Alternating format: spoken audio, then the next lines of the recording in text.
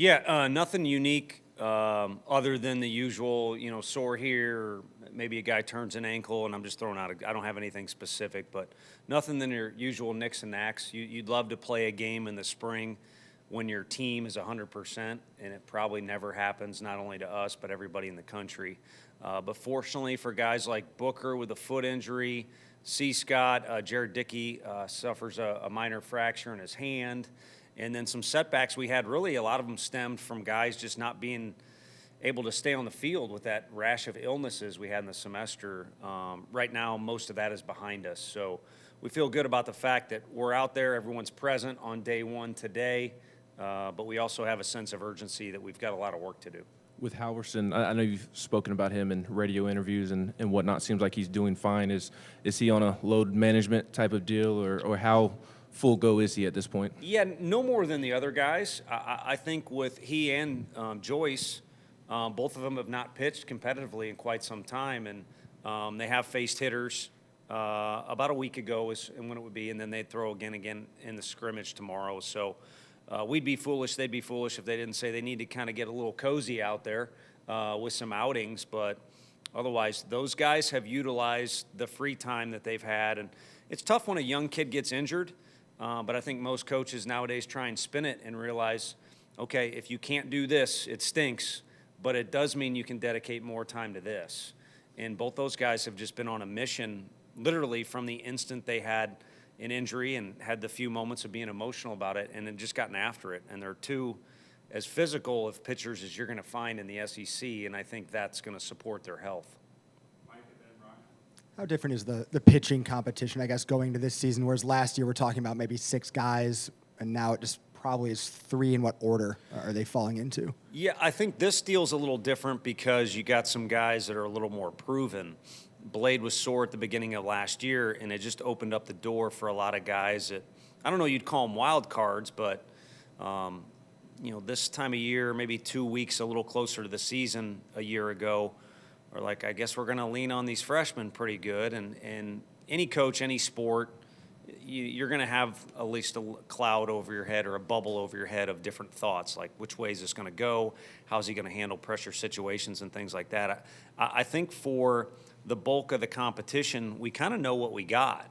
It's just a matter of where do we think guys help the team most, and then how are the guys going to capitalize on the opportunities we give them starting in Arizona and then thereafter. And then the freshmen, somebody's going to jump up, and it may be a couple guys that jump up and grab important innings, but it's an interesting class. It's probably depth-wise as good of a class as I've been around pitching-wise, but also I don't know if you can call it COVID at this point, but we're blessed with some good arms. Those freshmen are going to need to be patient and understand there's a progression, a natural progression here. Dolander's a good example. Last year, he had a great year. You look at his freshman year, like most freshmen, he needed to go through some things and learn some things. So the bulk of the guys are experienced. We'll find out where we think they fit in. And then the freshman class is just going to be fun to work with. And I know they're ambitious, so we'll see which couple, 2, 3 guys jump up and are able to grab some really vital innings for us. How much of that competition in the field do you want or expect to be decided by the time y'all begin play in Arizona, and how much is that going to continue on in the pre-conference slate? This team has a different story to write than other teams, again, across the country, but in particular on this campus, than last year or the year before. And I think something that this team has is a little bit more open competition, position player-wise. We said that at the beginning of last year, and then some guys just flat out took ownership of some of those spots. I mean, Jarrell was one of 3 or 4 candidates to be the second baseman, and he didn't give us much choice starting on day one. So maybe that'll happen with this club, but I think more so, for instance, we go to Arizona, you're probably going to see 3 different starting lineups in the outfield for those three spots. And one guy might start in the outfield and then DH, or, Dickey's fully capable of catching. As of now, we've kind of steered him more towards the outfield just as of now. We've only been practicing a little bit, so some combinations there. Kind of on that catcher position, how important is it to have 3 or guys ready to rock and roll? That way you can stay fresh, one can go to DH, and just the quality of depth at the position, and how is Taylor kind of leading that group? Yeah, no, it affects how you feel in May and June. Where if we're fortunate enough, I forget what it was. We had an umpire explaining a rule to our guys, and he brought up, when you get in a regional, when you get in a super, that's not guaranteed. We're not guaranteed to go to Hoover, but you would like to have Plan A be, hey, we're going to play deep into May, play in June. So it's important how your body feels then, and we're not NBA guys, so we don't need load management. But at that position where you're squatting, depth is crucial. And it's very challenging to go through a whole year just being healthy. I mean, Coach Elander, when he was catching at TCU, he jumped and laid out full extension against a team and landed on a bat weight, I believe, on the on-deck circle. So he was out for a few days. So as tough as he is, and you see how physical he is, it's tough to go a whole year without kind of missing a game because of something pops up here and there. So depth is huge. And Charlie's certainly taken ownership. I think last year him being called upon in the regional and the reaction he got from the fan base and how well he played too gave him a lot of confidence. And he's ridden that horse, so to speak, to start off this year and take some ownership of that position. But by no means is he our starting catcher on opening day. But he will be, he will start in Arizona at some point. I feel confident in that. Just following up about the catcher position, just how would you handicap those guys you have in there, and what sort of statement of confidence in that room is it? Do you feel good about Dickey playing in the outfield? Yeah. Is that a golf term, that version? I don't even know what that means in golf, and I don't think I want to know, because then I'll start playing golf and I'll be mad that I stink, and you guys won't ever see me again. I'll be practicing, but no, I think you got a unique. That's what we want. Is when you recruit, kids should want to be challenged. They should want competition, but it's kind of better if for pitchers in particular. Hey, if a guy does well, he's going to play. And at that catching spot, you can only have one guy, but we like to use two. We started out using Landon Gray and Pavoloni. Well, you got guys like Jared Dickey who can run, he can pinch hit, he can play the outfield. He's gotten better behind the plate. Unlike him being a left-handed hitter, Chuck is, obviously a right-handed hitter, as is Cal Stark.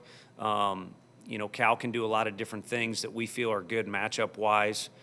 Everybody throws a little different, and then you throw in Ryan Miller, who's still learning the position. He's athletic enough to play corner infield, and he probably takes the most impressive BP out of anyone we have. So it's kind of nice. Each guy's different. If you see two guys as very, very similar, you might just kind of steer towards the guy that's a better version of player A. But it's a nice complement of guys we got back there. Tony, a couple years ago it was kind of Chad Dallas. Last year, Drew Beam, just guys that you came back after the winter talking about it as having a big role. Anyone like that standing out right now? I just like, you'd like to think the younger guys are more eager with their work ethic and almost kind of overdo it. They hang out in the cage for an hour and a half when it's kind of like time to go home after hour one. And Reese Chapman and Dylan Dreiling are two freshmen that showed up, and it was like, okay, they did their work. Like you'd expect for. But the older guys, you never know if they're going to get complacent or I've been here or I'll catch up. And Griffin Merritt and Andrew Lindsay are two guys that are older to the point where we tease them in team meetings how old they are. They're both on the same level as Camden Sewell and Christian Scott. And yet they both showed signs of the most amount of progress, if that makes sense. When they left and then came back, they were two of the guys that had the most notable difference just in how their bodies looked, how they moved around, and how well prepared they seemed when they first picked up a baseball or started swinging the bat. I guess with those freshman outfielders, how do they compare with guys like Jordan Beck and Drew Gilbert when those two were freshmen, because they kind of came in with the same profile as a recruit, and how have you seen them grow since they got on campus? Yeah, it's an opportunity to bring up one thing. We kind of thought we had a three-headed monster out there, and we still could. With Stanwich and then Dreiling and Chapman, who I mentioned. Now, Stanwich, for what would be good to everyone respect his privacy, although I don't think it's anything to hide, is going to take a semester to get some things sorted out, and then ideally is back here in the fall to join his two buddies. And when I say back in the fall, with the team doing his thing. But those three kids are as talented as Drew and Jordan. And now to kind of narrow the focus to the two I mentioned, guys that deserve playing time. As of now in Arizona, Reese and Dylan have to be included in that conversation. Like Drew and Jordan, they're finally the wave of guys we're getting that say no to the draft. And not that it's wrong to say yes to the draft, but the SEC is littered with guys who could have went pro out of high school but are attracted to the conference. And fortunately, those numbers of guys are starting to stack up for us. And that's the easiest way for me to describe Dylan and Reese is they're capable of doing that out of high school. At the same time, they're young, so they have a lot to learn. Exciting future for those two guys in those spots. And to be honest with you, they should be thinking the future's now.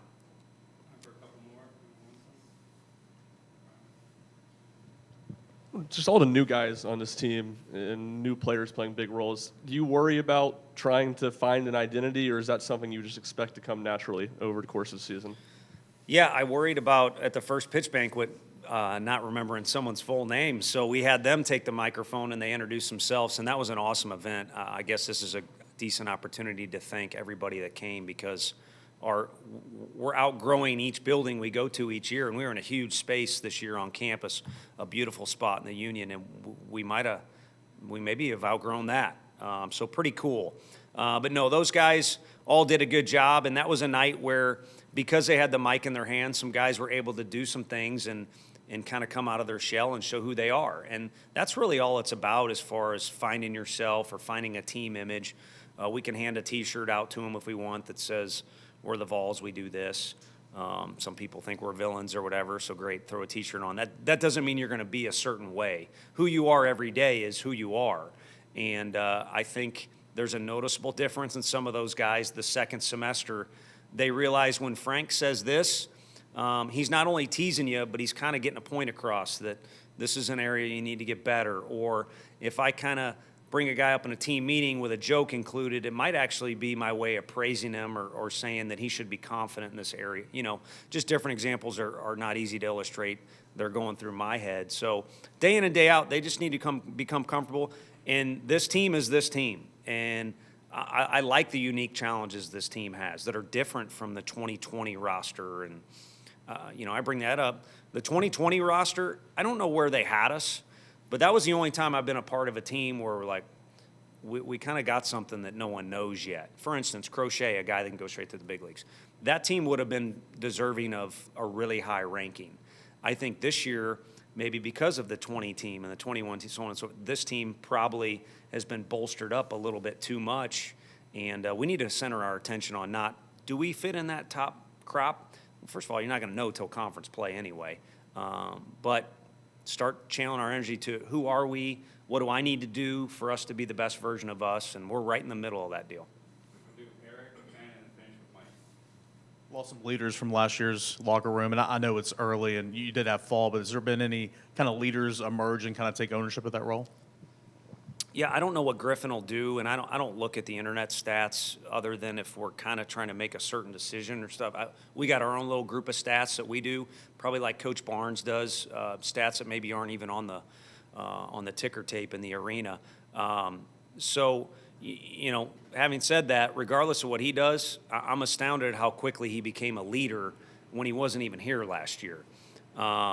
So I think that's a guy that fills that role. I think Jared Dickey's been itching to be that guy. Christian Moore has such a strong personality, you can almost feel it coming off of him. And he's still finding out that's other people, that's what they feel. So have an idea of how you want that to come off. And so I think there's some leadership there. And then, Blake Burke was such a good teammate last year in a year where he should be starting at first base. But you got a 39-year-old in Luke Lipsius playing there, so he's got to bide his time. And probably more than most sophomores, it's kind of like I want some ownership of this thing. So those are just a few examples in that area. And then the pitching is kind of easy to talk about. I mean, guys now can say, I've been there. I know what this looks like. This is how you do it. And it kind of all filters up to Camden Sewell, who I wish Camden Sewell now could watch a videotape of Camden Sewell just every day in the dorm and at the field as a freshman. It's almost a different human being. And not that he was in a bad place then. He contributed for us and was a great player, great teammate. But now it's a deal where you almost kind of feel like including him in some of the coaching staff meetings, not all.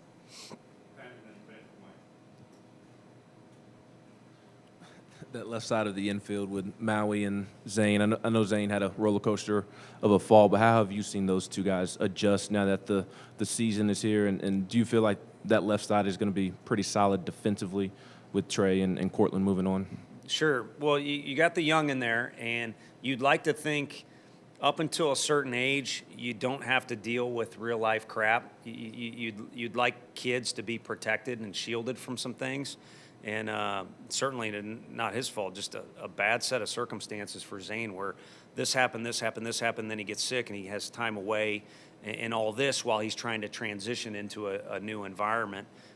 So it's so awesome to just see a smile on his face and kind of become one of the guys is probably his main goal right now because he can swing, he can play defense, he knows the league.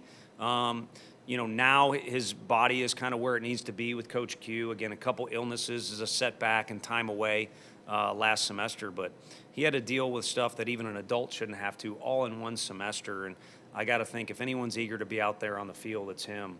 And then Maui, is a super lovable kid, and everybody knows he's highly skilled. But same thing, you're wrapped up in a culture and an experience for 2 years. You kind of feel like that's who you've become. And now you got to reverse it. It's one thing about the portal.